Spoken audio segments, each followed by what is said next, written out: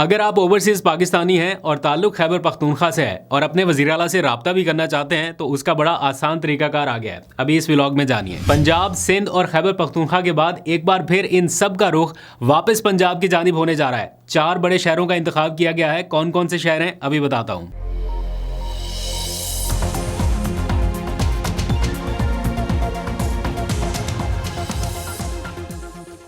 बिस्मिल्लाहिर्रहमानिर्रहीम, अस्सलाम वालेकुम। पाकिस्तान और दुनिया भर में देखने और सुनने वालों को अब्दुल कादिर का सलाम।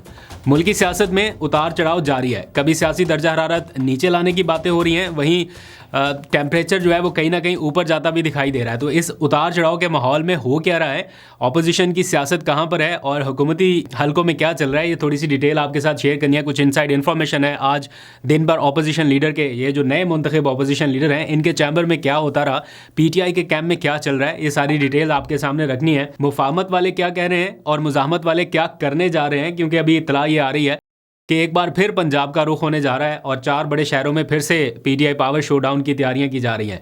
कौन कौन से शहर हैं वो भी आप इस व्लॉग में जान सकेंगे। और प्लस अगर आप ओवरसीज पाकिस्तानी हैं और ताल्लुक खैबर पख्तूनख्वा से है और अपने वज़ीर आला से राब्ता करना चाहते हैं, किसी मसले के ऊपर कोई चीज़ डिस्कस करना चाहते हैं और कोई ज़रिया नहीं बन पा रहा कि कैसे राब्ता किया जाए, तो हॉटलाइन खुलने वाली है। कैसे ये मुमकिन हो सकता है, ये तफसीलात भी इसमें शामिल करेंगे क्योंकि आज सरकारी सतह पर इसकी अनाउंसमेंट की गई है। लेकिन पहले ज़रा सी गैर सियासी बात कर लेते हैं। वैसे सियासी इशू बनाया जा रहा है इसको, हम सियासत नहीं करते, इस पे ज़रा डिस्कस कर लेते हैं। गुल प्लाजा वाक़या, आपको पता है वहाँ पर हर घंटे के बाद जो डेथ टॉल है वो राइज़ करता जा रहा है। अब पता चला है कि 63 के करीब नंबर हो चुका है जाँ भाग अफराद का। और उस वक्त रोंगटे खड़े हुए जब पता चला कि एक ही दुकान से, जिसका शटर बंद किया गया था, एक ही दुकान से तकरीबन 25 से 30 के करीब मैयतें बरामद हुई हैं। वो किस हाल में थी उसके बारे में बात नहीं करते, जो डिटेल्स आ रही हैं वो इससे भी ज़्यादा खौफनाक हैं। बताया जा रहा है कि एक बेटे को दफनाने के बाद बाप दूसरे बेटे की मैयत तलाश करने के लिए उसी प्लाजे के बाहर खड़ा था कि दूसरे बेटे की कम से कम मैयत मिल सके। फिर कुछ ऐसे मनाजर भी देखे गए कि लवाहिकीन अपने प्यारों की तलाश में आवाज़ें देते हुए, दुहाइयाँ देते हुए नजर आए कि कोई है मलबे तले, कोई है जिसको हम बचा सकें, हमारा ना सही किसी और का निकल आए, कोई है, आवाज़ें दे रहे हैं लेकिन आगे से खामोशी है। शायद अब काफ़ी देर हो चुकी है और ऐसा लग रहा है कि मामलात मामूल के मुताबिक चल रहे हैं। ये कुछ छोटा वाक़या या कुछ छोटा सानहा नहीं था, इससे पहले इससे बड़े बड़े सानहात हो चुके हैं। अगर उस वक्त कोई एक्शन होता तो शायद अभी ये नौबत ना आती, लेकिन एक्शन शायद अभी भी मिसिंग है। खैर, इस मामले पर सियासत नहीं करते, लेकिन बात करना ज़रूरी है ताकि हुक्मरानों तक ये आवाज़ जाती रहे। आगे बढ़ते हैं, ज़रा सियासी मामलात के ऊपर बात करते हैं। सियासी दर्जा हरारत को कम करने के लिए इस वक्त कोशिशें जारी हैं, हुकूमती कैंप्स में भी और अपोजिशन कैंप्स में भी। ये सारे ट्राई कर रहे हैं कि जनाब किसी तरह से सियासी दर्जा हरारत को नीचे लाया जाए। और इस वक्त ज़्यादा जिम्मेदारी जो है वो 2 नए मुंतखब अपोजिशन लीडरान के कंधों पर मुंतकिल की जा चुकी है। जब पीटीआई की क़यादत से पूछते हैं वो कहते हैं नहीं, अब हमारी जिम्मेदारी नहीं है, महमूद अचकज़ई साहब से रब्ता करें। अब उनके पास सारा इख्तियार चला गया। उनकी मुलाकातें जारी हैं, चैम्बर में मुबारकबाद देने के लिए आ रहे हैं लोग, फूलों के गुलदस्ते लेके आ रहे हैं। बहुत सारे ऐसे मनाजर आज हम देखते रहे हैं, पूरा दिन मुबारकबादें भी जारी हैं। उनके अपने जो हल्का भाव वाले लोग हैं वो भी उनकी रिहाइशगाह पर पहुंच रहे हैं मुबारकबाद देने के लिए। और पीटीआई ये समझ रही है कि सियासी टेम्परेचर कम करने के लिए जो फार्मूला अपोजिशन रहनुमाओं ने अपनी पहली तकारीर में पेश कर दिया वो सबसे जामे और सबसे बेहतर फार्मूला है, उसी के ऊपर अमल दरामद होना चाहिए। महमूद अचकज़ई ने इमरान खान से मुलाकातें बहाल कराने का मुतालबा किया, उनकी रिहाई का मुतालबा किया। इसी तरह अल्लामा राजा नासिर अब्बास ने भी लगभग वही बातें की और मुल्क को बहरान से निकालने का एक फार्मूला पेश किया है, जिसमें तहरीकें, एहतजाज, मुजाहरे, इनसे हट के सियासी रिकन्सिलियेशन के ऊपर ज़्यादा जोर दिया गया है। लेकिन उसका आगाज़ कहाँ से होना है? अडयाला जेल की मुलाकातें बहाल होने से। अब आज फिर एक लिस्ट जारी की गई है जिसमें बताया गया है कि कल चूँकि फिर मुलाकातों का दिन है तो ये लोग जो हैं ये इमरान खान से मिलने के लिए जाएंगे और यकीनन कल भी उनकी मुलाकात नहीं होगी और फिर वो वापस लौट आएंगे। क्योंकि जो हम पीटीआई के कैंप्स में सुन रहे हैं वो ये बताते हैं कि शायद 8 फरवरी तक ये मुलाकातें इसी तरह से बंद रहें, क्योंकि ख़दशा है कि चूँकि वो काफ़ी इस टाइम अग्रेसिव मोड में होंगे, इतने टाइम से उनकी मुलाकातें नहीं हो रही। आज तकरीबन 997 दिन हो चुके हैं उनको कैद में। तो हो सकता है कि वो कोई ऐसा मैसेज कन्वे कर दें जिसकी वजह से फिर सियासी टेम्परेचर राइज कर जाए, और हुकूमत ऐसा बिल्कुल नहीं चाहेगी।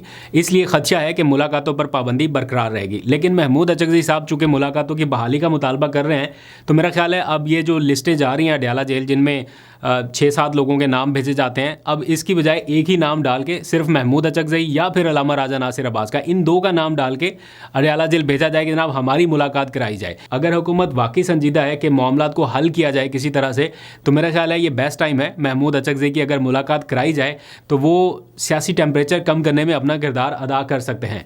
दूसरी, ये तो हो गया ना मुफाहमत वाला सारा मामला। दूसरी जानिब है मुज़ाहमती मूड। उसमें क्या हो रहा है कि पाकिस्तान तहरीक इंसाफ अपनी स्ट्रीट मूवमेंट चला रही है। आपको पता है सुहेल अफरीदी एंड कंपनी पंजाब, सिंध, खैबर पख्तूनख्वा ये सारा कवर करते आ रहे हैं। अब पता चला है कि वो एक बार फिर से पंजाब की जानिब जाने का इरादा रखते हैं। इनको बार बार ये कहा जा रहा था कि अब कराची पावर शो और एबटाबाद पावर शो के बाद थोड़ा वो जमूद टूटा है, तो वापस पंजाब का रुख किया जाए और फिर से वहाँ से लोगों को निकालने की कोशिश की जाए, और ये कोशिश बार बार करें।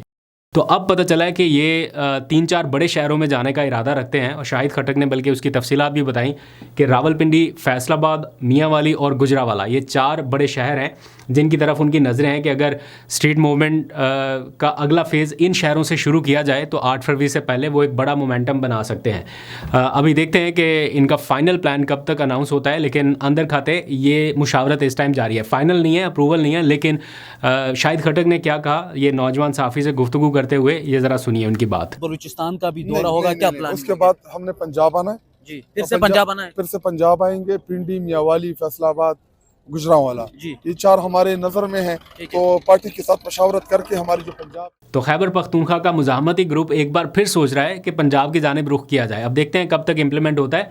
दूसरी जानिब वापस आइए फिर मुफाहमती ग्रुप की जानिब, यानी फवाद चौधरी कौमी मुज़ाकराती कमेटी के सरबरा भी हैं, रुकन भी हैं, जो भी आप कह लीजिए, उन्होंने PTI के कारकुनान से मुलाकात की। ये कोई शायद शेड्यूल मुलाकात नहीं थी, लेकिन उन्होंने अपने एक ट्वीट में बताया कि उनकी मुलाकात PTI के ऐसे कारकुनान से हुई जो अडयाला जेल मुलाकात करने के लिए जा रहे थे, और उनसे भी जब डिस्कशन हुई तो उसमें वो सब भी यही कह रहे हैं कि जनाब टेम्परेचर कम किया जाए और मामलात को मामूल पे लाने के लिए किरदार अदा होना चाहिए, और उसका फार्मूला वही है जो मुज़ाकराती कमेटी ने पेश किया। लेकिन मीनवाइल मैं देख रहा था आज ही के दिन कुछ देर पहले PTI ऑफिशियल की जानिब से एक ट्वीट किया गया, और वो ट्वीट काफ़ी अग्रेसिव है। मतलब जो इस टेम्परेचर को कम अज़ कम नहीं करेगा। इस टाइम ज़रूरत ये थी कि ऐसे ट्वीट से इज्तनाब किया जाए और पार्टी क़यादत को या जो सीनियर लीडरशिप है उनको एक मौका दिया जाए कि वो देखें किस हद तक मामलात आगे बढ़ते हैं। बहरहाल ये पार्टी का अपना फ़ैसला है, पार्टी पॉलिसी या जो ट्विटर हैंडल चलाते हैं उनका अपना मामला है। लेकिन मुझे ऐसा लगता है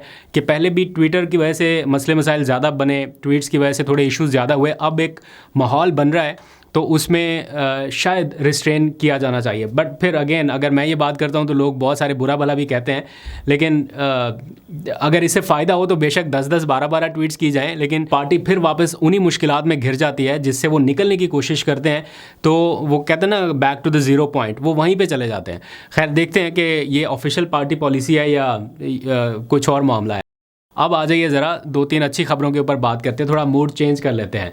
मैंने आपसे जिक्र किया था कि हम थोड़े से जो पॉजिटिव इनिशिएटिव्स हैं उनको भी हाईलाइट करेंगे, नो मैटर व्हाट, किस प्रोविंस से आ रहे हैं, पंजाब से हैं, KP से हैं या सिंध से हैं, कहीं से भी जो भी अच्छी पॉजिटिविटी होगी हम उसको डिस्कस करेंगे।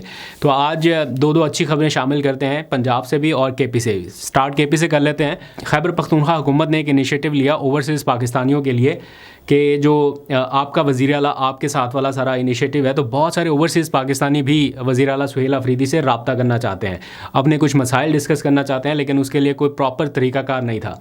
तो अब हुकूमत खैबर पख्तूनख्वा ने बाकायदा इसकी अनाउंसमेंट की है कि अगर आप रब्ता करना चाहते हैं तो उनके ऑफिशियल, मैं यहाँ पे भी दिखा दूँगा, गवर्नमेंट ऑफ खैबर पख्तूनख्वा का जो ट्विटर अकाउंट है वहाँ पे आप जाइए, आपको पूरी एक तहरीर मिल जाएगी जिसमें एक लिंक दिया गया है। आप उस फॉर्म को फिल करके अपनी जो भी शिकायत है वो वहाँ पर दर्ज कर सकते हैं और फॉर्म को आपको सबमिट कर देना है। दैन फिर तारीख़ और जो भी इसका पूरा प्रोसेस है उसकी तशहीर ख़ुद हुकूमत खैबर पख्तूनख्वा कर देगी, यानी आपके पास एक मौका है, आप वज़ीर आला से रब्ता कर सकते हैं। तो ये एक पॉजिटिव इनिशिएटिव है ओवरसीज़ पाकिस्तानियों के साथ रब्ते में रहने का। ये खालिस्तन सिर्फ ओवरसीज़ पाकिस्तानियों के लिए है, इसमें इनलैंड पाकिस्तानी पार्टिसिपेट नहीं कर सकेंगे।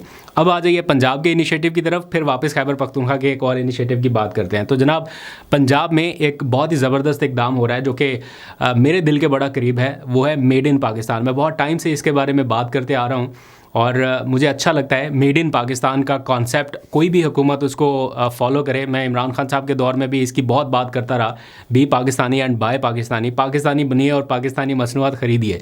तो मुझे अच्छा लगता है कहीं पे भी मेड इन पाकिस्तान का नाम आ जाए, लफ्ज़ आ जाए तो वो ट्रिगर करता है मुझे। तो फेडरल गवर्नमेंट के ज़ेरे एहतमाम लाहौर एक्सपो सेंटर में 24 से 26 जनवरी तक के लिए ये मेड इन पाकिस्तान नुमाइश का अहतमाम किया जा रहा है, जहाँ पे वो सारी प्रोडक्ट्स अवेलेबल होंगी जो पाकिस्तान में बनी है, लोकल मैन्युफैक्चर्ड हैं और लोकल ही उसकी सारी असेंबलिंग हो रही है। तो देखते हैं कि ये कितना अच्छा और पॉजिटिव इनिशिएटिव है। आई विश कि मैं खुद भी जा पाऊँ, देखूँगा अगर टाइम मिला तो मैं ज़रूर जाने की कोशिश करूँगा, वरना अपडेट्स आपको देता रहूँगा। वापस आ जाइए ज़रा खैबर पख्तूनख्वा की तरफ। तालीम सब बच्चों के लिए, ये एक ऐसा नारा है जो तकरीबन हर हुकूमत में ही लगाया जाता है, चाहे वो कोई सूबाई हुकूमत हो, चाहे फेडरल गवर्नमेंट हो, सिंध की हो, पंजाब की हो, कहीं पे भी हो। डिस्पाइट द फैक्ट के कितने लोग स्कूलों से बाहर हैं, कितने बच्चे स्कूलों से बाहर हैं, लेकिन एक इनिशिएटिव केपी गवर्नमेंट लॉन्च कर रही है जिसमें तालीम सबका हक सबके लिए, सब तक पहुँचे, उसके लिए उन्होंने एक मुहिम जो है वो शुरू कर रखी है कि वो जिसमें बताया जा रहा है कि जदीद सहूलियात फ़राहम की जा रही हैं, बच्चों को जदीद फर्नीचर लाया जा रहा है, इक्विपमेंट जो है उसको इम्प्रूव किया जा रहा है, स्कूल की हालत-ए-ज़ार बेहतर की जा रही है। तो ये वो पॉजिटिव इनिशिएटिव हैं जो वक्त की ज़रूरत है, गुड गवर्नेंस के लिए बड़े ज़रूरी हैं और इनके ऊपर फोकस होना चाहिए, ना कि हम पूरा टाइम पॉलिटिक्स इसको डिस्कस करते रहे। ये वो कोर इश्यूज़ है जिनके ऊपर हमें कंपटीशन रखना है, बात करनी है। वापस पंजाब की तरफ आ जाइए। बाग-ए-जना में फैसलाबाद का ये बाग-ए-जना है। यहाँ पे मैंने देखा कि एक लाइब्रेरी जो है वो ओपन की गई है और कोई भी जाए एक खूबसूरत से एनवायरनमेंट में, बाग में टहलता फिरता और फिर वो लाइब्रेरी में जाके बैठे, किसी भी एज ग्रुप का बंदा जाके किताबें पढ़ सकता है, अपना टाइम अच्छे से स्पेंड कर सकता है। तो ये भी एक पॉजिटिव इनिशिएटिव था, तो सोचा आपके साथ शेयर कर लूँ। अगर आप फैसलाबाद से हैं, बाग-ए-जना के कहीं आसपास रहते हैं तो आप ज़रूर जा सकते हैं। अभी तक के लिए इतना ही। फर्दर और भी पॉजिटिव इनिशिएटिव्स हैं, ज़रूर शेयर करूँगा। अपना बहुत सा ख्याल रखिए। अल्लाह हाफिज़।